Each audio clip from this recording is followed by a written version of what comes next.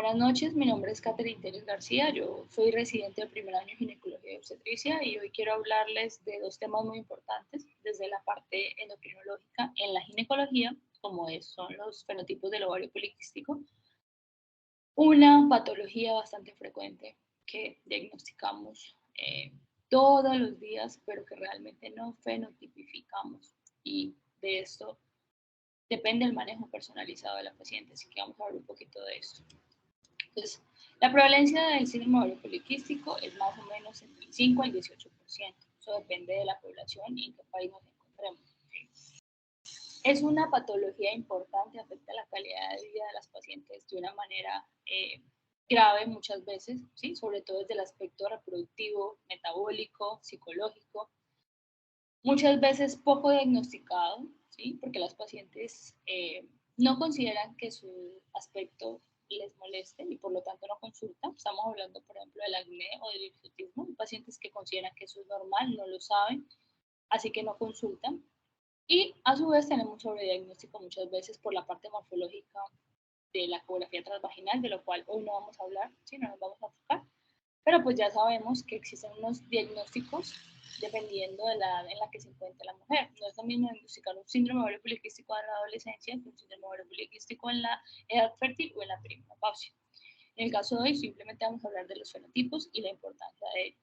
Entonces el criterio diagnóstico ha ido variando a medida que pasa el tiempo. No es lo mismo diagnosticar un síndrome ovario poliquístico en los 90 que un síndrome ovario poliquístico en el 2022, ¿cierto? A lo largo del tiempo se han realizado ciertas clasificaciones hasta que llegamos a los fenotipos. Ya los vamos a ver. Esos fenotipos son importantes porque van a guiar el manejo de la paciente y vamos a ver que cambian a lo largo de la vida. Entonces, tenemos que una paciente típica de síndrome ovario poliquístico es este tipo de pacientes. Por ejemplo, una paciente con acné, una paciente con hirsutismo, ¿sí? Con acantosis nigricans por la resistencia a la insulina que se presenta y una morfología típica de síndrome ovario poliquístico, múltiples quistes de 2 a 9 milímetros que se van a presentar en la ecografía transvaginal. La fisiopatología tampoco nos vamos a enfocar hoy en esta parte del síndrome ovario poliquístico, pero tenemos que tener claro que lo que va a haber es una desregulación del eje hipotálamo hipoficiario ovárico, ¿sí? No va a haber una adecuada secreción hormonal. La hormona luteinizante generalmente va a estar sobreexpresada y la folículo estimulante no, lo que va a generar un trastorno en la conversión de los andrógenos a los estrógenos, ¿sí? Va a haber un crecimiento folicular, ¿sí?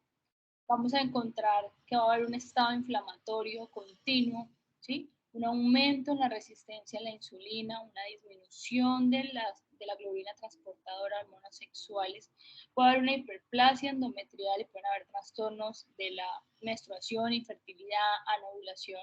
Tenemos que tener en cuenta en cuanto a la anovulación que muchas veces las pacientes pueden tener ciclos regulares, pero son anovulatorios. ¿Cómo podemos tener pacientes que tengan ciclos irregulares, pero algunos sean ovulatorios? Sin embargo, la característica principal es que son ciclos anovulatorios, va a haber infertilidad y todo lo demás. Va a haber aumento, va a haber cambio de los miocitos por adipocitos, ¿sí? Generalmente va a existir este tipo de cambios y vamos a ver una expresión a nivel de la piel que es bastante evidente, como lo vimos en las anteriores imágenes, que son el hirsutismo y el acné, ¿cierto? Entonces esto es una patología bastante compleja, multifactorial, genéticamente ya codificada, ya expresada, ya con digamos, las nuevas tecnologías de biología molecular, la secuencia de nueva generación, ese tipo de cosas, nos hemos dado cuenta cuáles son los genes que tienen que ver con el síndrome ovario poliquístico y que muchos factores externos, por ejemplo la obesidad, cuando los pacientes tienen un mal estilo de vida, un estilo de vida pues poco saludable y empiezan a tener obesidad, van a expresar mucho más los fenotipos del ovario poliquístico. Como les decía, la evolución en el diagnóstico del síndrome ovario poliquístico la tenemos desde 1990 hasta el momento actual. Antes hablábamos de hiperandrogenismo y disfunción ovárica, con los dos criterios tenían que estar presentes para hacer el diagnóstico. Después, en el 2003, empezamos a ver que había una morfología típica en la ecografía transvaginal y empezamos a hablar de los tres más grandes eventos que deben de suceder para que tengamos un síndrome ovario poliquístico en general, que son el hiperandrogenismo, la disfunción ovárica y la morfología típica. 2 de estos criterios hacen el diagnóstico.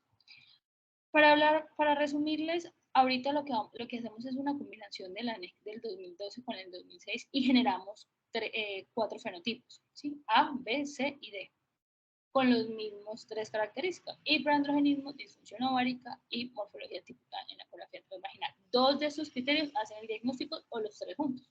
Por ejemplo, el fenotipo A y el fenotipo B son fenotipos típicos de síndrome ovario poliquístico, que son hiperandrógenos.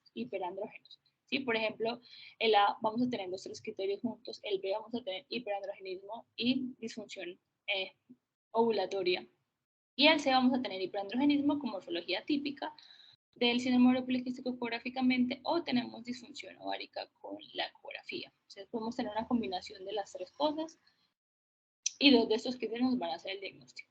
¿Para qué es importante esto? Ya lo vamos a ver. Entonces esto es simplemente lo mismo, es una tabla adicional que nos presta este artículo, donde vemos cómo los criterios anteriormente no tenían en cuenta los fenotipos y ahorita usamos los de Rotterdam, que me van a dar 4 fenotipos en vez de los del 2006, que solamente me tienen en cuenta 3 fenotipos y el D no. Entonces, en cuanto al fenotipo A y B, el fenotipo A es el más frecuente, en un 44-65% más o menos. Esto puede variar dependiendo de la población en la que se estudia. Un 8 o un 33% por el fenotipo B, y es el síndrome ovario poliquístico bastante clásico. O sea, van a estar asociados con una disfunción menstrual mucho más pronunciada, van a tener estas pacientes mayor resistencia a la insulina, síndrome metabólico, aumento del índice de masa corporal, dislipidemia, esteatosis hepática. O sea, es un fenotipo clásico, ¿sí? Como lo veíamos en las anteriores fotos. El fenotipo C, que es un fenotipo ovulatorio, que se presenta en el 3 y el 29%, va a mostrar ya unos niveles más intermedios de andrógenos séricos, de lípidos, de dislipidemia, de los puntajes de hirsutismo ya no van a ser tan severos como de pronto en el clásico, que generalmente vamos a ver por la escala de Ferriman, y la prevalencia va a ser del síndrome metabólico mucho menor. Este tipo de fenotipos más común, sobre todo en niveles socioeconómicos altos, ¿sí? Son fenotipos menos androgénicos. El fenotipo T es todavía menos severo, ¿sí? Se presenta en el 0 al 23%, o sea, no es tan común.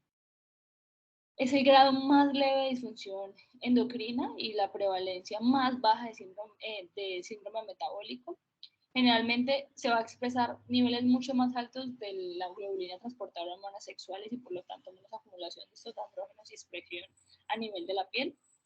Entonces vamos a tener un fenotipo, digamos, mucho más desapercibido para la paciente. Eso es simplemente una tabla en la que vamos a ver que diferentes estudios en los países, por ejemplo Dinamarca, China, Australia, Turquía, etc., van a mostrar una prevalencia diferente de sus fenotipos en esta población.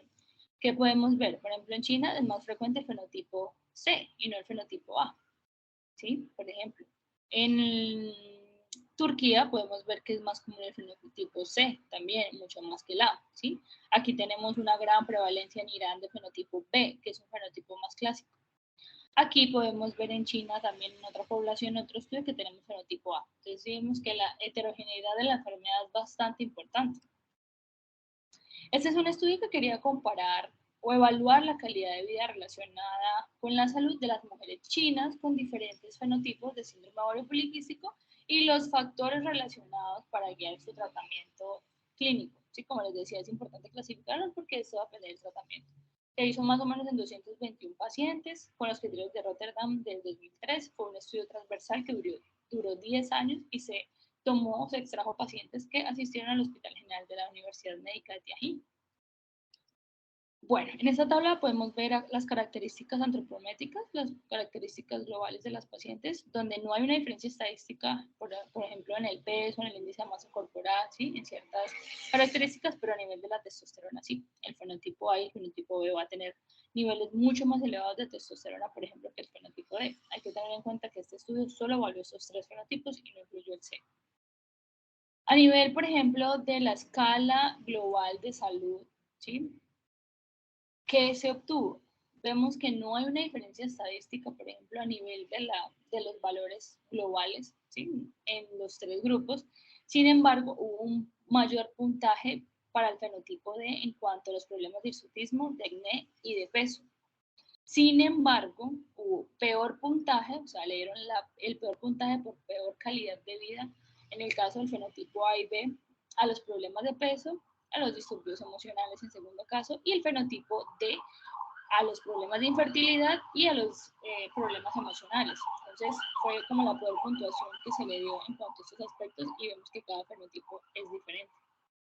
Esto es simplemente lo mismo, ¿sí? De lo que estamos hablando, es una tabla ya, una representación gráfica de la tabla anterior, ¿sí? Donde podemos ver lo mismo, el peso, la disminución del hirsutismo fue mayor puntuado en el fenotipo D, ¿sí? En cuanto a manifestación, pero no le dan el peor puntaje en calidad de vida, ¿sí? Como sí lo hace para los disturbios emocionales y para los problemas de infertilidad. Entonces, ¿qué concluyó este artículo? Se debe brindar un tratamiento personalizado, ¿sí? Un tratamiento guiado y personalizado, porque dependiendo de lo que afecte la calidad de vida de la paciente, yo debo enfocarme en darle su manejo. Si la paciente lo que más le afecta en su vida es la expresión del hiperandrogenismo como el acné y el hirsutismo, pues yo tengo que dar antiandrogénicos, tengo que dar anticonceptivos orales, tengo que mejorar esa parte, ¿sí? Si la paciente quiere quedar embarazada, pues voy a dar inductores de la ovulación, o sea, todo depende de la paciente y cuáles son sus problemas dependiendo del fenotipo, así que siempre los debemos clasificar. Por ejemplo, acá nos dice que la pérdida de peso en gran medida va a mejorar el fenotipo A y el fenotipo B, incluyendo también la administración de antiandrógenos, y la mejoría de la fertilidad combinada con la regulación de la menstruación va a mejorar el fenotipo D, que son, digamos, los problemas que para esta población eh, fue más puntuado. En cuanto, por ejemplo, a los cambios que sufren los fenotipos a lo largo de la vida, tenemos este estudio del 2022 que incluyó 596 pacientes, fue un estudio de cortes, también clasificado por los criterios de Rotterdam, fue una población que se extrajo desde el 1991 hasta el 2021 y el objetivo de este estudio fue evaluar los efectos del envejecimiento sobre las características del síndrome ovárico poliquístico, o sea, cómo fueron cambiando estos fenotipos a medida que pasaba el tiempo. Acá tenemos dos gráficas. La de la izquierda es una gráfica en la que nos muestran la población a los 20, a los 30, a los 40 y a los 50 años y cuál es la relación con sus fenotipos. Por ejemplo, vemos que el fenotipo A era mucho más frecuente en la paciente en edad fértil de 20 años y se hizo mucho menos prevalente a los 50 años, siendo más prevalente el no tener síndrome ovario poliquístico, este diagnóstico, ¿cierto? En cuanto a la tabla de las características de las pacientes que se incluyeron y las que no se incluyeron en el estudio, vamos a ver que la significancia estadística estuvo a partir de la edad, ¿sí? En las pacientes que se incluyeron, las pacientes más o menos de 27.4 años, eh, y la otra población tenía entre 28.5 años en su media, más o menos, de edad. Tenemos que la disfunción ovárica fue mucho mayor en la población que se incluyó en el estudio con un 97% y 93 versus un 93.3%. El hiperandrogenismo clínico también fue mucho mayor en las pacientes que se incluyó en la población de estudio. Sobre todo a nivel del bioquímico, perdón, porque el clínico no fue mayor en la población no estudiada, mientras que el bioquímico fue mayor en la población estudiada. Tenemos que el fenotipo más frecuente fue el fenotipo A, con un 52.2% versus 48.1% en la población no estudiada. Y el fenotipo C fue mucho menor en la población que se estudió que en la población no estudiada, ¿sí? Con diferencias estadísticamente significativas. Esto es una tabla donde vemos varias, digamos, variables que se utilizaron para este tipo de pacientes, como lo veíamos en la primera tabla, en las de barras. Acá tenemos la representación no gráfica de esto y que vemos, por ejemplo, que es importante, casi todo tiene significancia estadística, pero de lo que nos importa a nivel, digamos, el diagnóstico, tenemos que el índice de masa corporal fue aumentando a medida que pasaba la edad con una significancia estadística. ¿Sí? A los 20 años era 25.1 y a los 50 años era 29.6, lo cual es interesante. La hormona luteinizante tenemos que fue disminuyendo a medida que pasó el tiempo, lo cual me va a cambiar las características del fenotipo, porque vamos a tener un fenotipo ya ovulatorio, ¿sí? Que no va a sufrir de los problemas de infertilidad que los va a tener el fenotipo A, por ejemplo, ¿sí?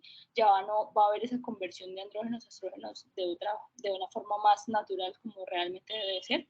Y la testosterona, por ejemplo, miremos, también se fue haciendo mucho menor en las poblaciones antes de los 20 años, estábamos en 2.4 y a los 50 años en 0.6. La globulina transportadora de hormonas sexuales también fue aumentando a medida que pasó el tiempo, lo cual mejora ese transporte de hormonas sexuales y también impide que se exprese de forma de, por ejemplo, en el hiperandrogenismo a nivel de la piel. Y la disfunción ovárica también fue cambiando a medida que pasa el tiempo, se redujo, el hiperandrogenismo también se redujo, el fenotipo A era mucho más frecuente en la población de los 20 años, mucho menos frecuente en la población de 50 años, el SED fue adquiriendo ganancia a nivel de la prevalencia, ¿sí? E inclusive el fenotipo, las pacientes con no síndrome ovario poliquístico, ¿sí? Fue aumentando su prevalencia hasta hacerse mucho mayor que el resto de fenotipos. Este también es una tabla que simplemente lo que hicieron fue dividir la población en menores de 30 años y mayores de 30 años. Y lo que vemos acá es que también vemos mucha significancia estadística a nivel de todos los valores, claramente. ¿Por qué? Porque ya lo vimos, ¿sí? Todos los parámetros fueron cambiando a medida que pasa el tiempo, entonces no es lo mismo tener la población menor de 30 años que la población mayor de 30 años. Entonces, todo va cambiando, vemos que el fenotipo A, que es el hiperandrogénico, y el B ya no se vuelve tan prevalente y vamos ganando prevalencia en el C, ¿sí? O sea, se va modificando.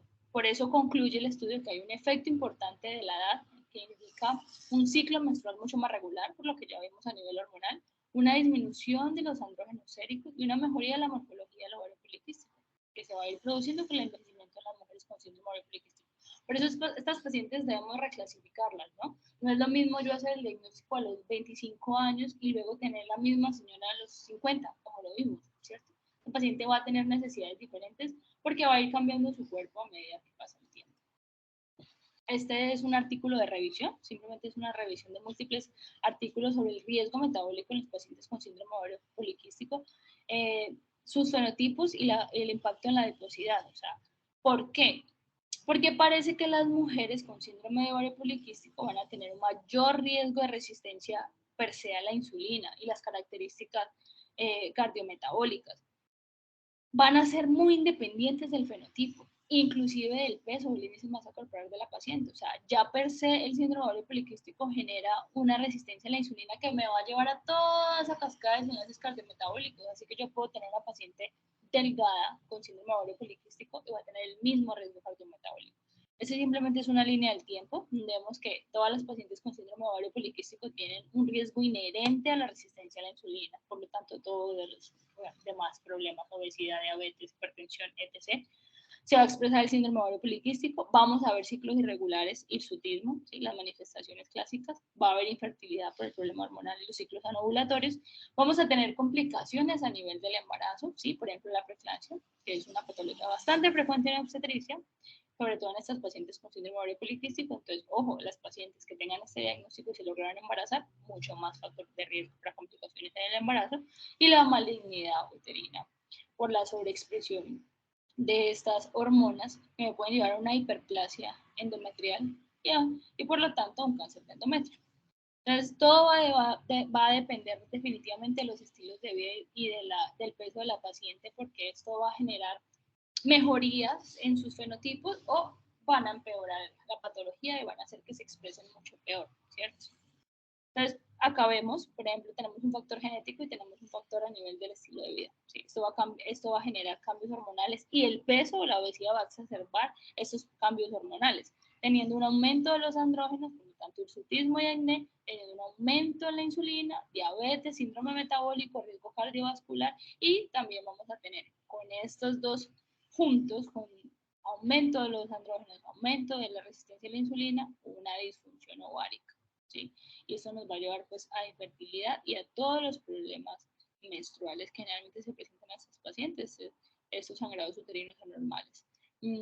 Y pues no cabe resaltar, o sea, no cabe olvidarnos, perdón, de que estas pacientes van a tener una autoestima supremamente deteriorada, van a tener una alteración en la percepción de su imagen, porque son generalmente pacientes obesas y el hirsutismo y el acné para las mujeres en general es una afección bastante importante. Como les digo, hay unas que no consultan porque no les importa, pero sí hay pacientes que para esto es, digamos, esto es lo más importante y lo que quieren corregir más que la fertilidad muchas veces. Es la ansiedad, la depresión, hay que manejarla. Entonces, como les decía, ¿qué nos dice este artículo de revisión? Que las mujeres con síndrome ovario poliquístico, que tenían, por ejemplo, sobrepeso, pero que no eran obesas, y tenían un colesterol HDL, unos triglicéridos y una glucosa en ayunas adversos, o sea, alterados. Pero no había una diferencia real en el colesterol total y en el LDL, que como sabemos es el colesterol que impacta a nivel cardiovascular en comparación con las mujeres delgadas con síndrome ovario poliquístico. Por lo tanto, es importante tener en cuenta esto, ¿sí? No podemos pensar que porque tenemos una paciente con síndrome ovario poliquístico que es delgada, no va a tener ningún riesgo cardiometabólico. Todas las pacientes van a tener el mismo riesgo. Y lo mismo, por ejemplo, para las pacientes que tenían sobrepeso y obesidad, ¿sí? No había un umbral, o sea, era muy difícil determinar un umbral de exceso de adiposidad donde ocurrieran las anomalías metabólicas relacionadas con la obesidad. O sea, una paciente con sobrepeso versus una paciente con obesidad, podemos tener peor complicaciones que en la paciente con sobrepeso. O sea, no existe un punto de corte en el que los adipocitos empeoren, o sea, hagan un efecto más adverso en el que tiene más adipocitos que la que no tiene más adipocitos. O sea, realmente las anomalías metabólicas no están relacionadas con este tipo de problemas. Y por lo tanto nos generan esta tabla. O sea, también sea a sus pacientes cada 2 a 5 años, o en cada visita, o cada 2 años, dependiendo pues, de lo que yo esté buscando, pero a todas, ¿sí? A todas las pacientes. Para obesidad, para dislipidemia, para hipertensión, para cualquier tipo, para diabetes, para cualquier tipo de riesgo cardiometabólico. Siempre hay que tamizar a toda la población, ¿listo? No solo a las que tienen factores de riesgo. Y en cuanto al manejo, pues tenemos un manejo multidisciplinario, ¿sí? Hay que hacer un tratamiento contra el hiperandrogenismo, contra los síntomas del hiperandrogenismo. Hay que dar protección endometrial con los anticonceptivos orales, no pueden faltar, ¿sí?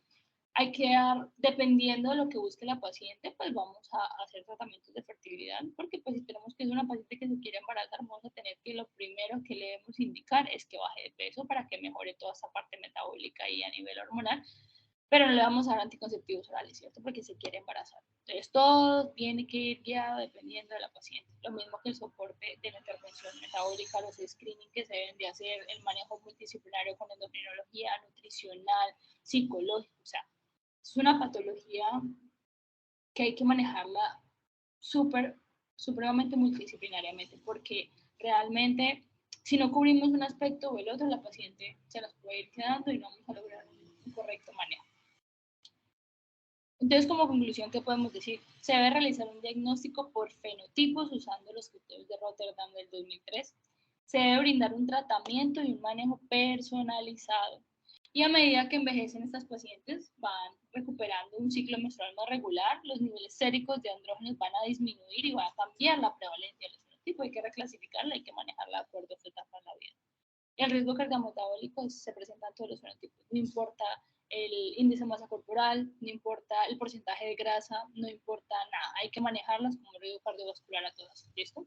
Y ojo con las que se quieren embarazar, porque las complicaciones a nivel obstétrico son tanto maternas como fetales, ¿cierto? Óbito fetal, por ejemplo. Vemos que esos pacientes tienen más requerimiento de inducción del trabajo de parto porque son pacientes que van a desarrollar diabetes gestacional casi que sí o sí, entonces van a tener una indicación de inducción, ¿sí? Complicaciones de la inducción, complicaciones de la cesárea, etc. Son pacientes que muchas veces llegan a embarazos a término con fetos habitados, entonces las complicaciones son importantes y debemos manejarlas. ¿Listo? Eso era lo que quería compartir con ustedes, espero que les haya gustado. Igual seguiremos dando algunas charlitas así cortas pero sustanciosas respecto pues a la ginecología, que realmente es mi meta. Bueno, que estén súper bien.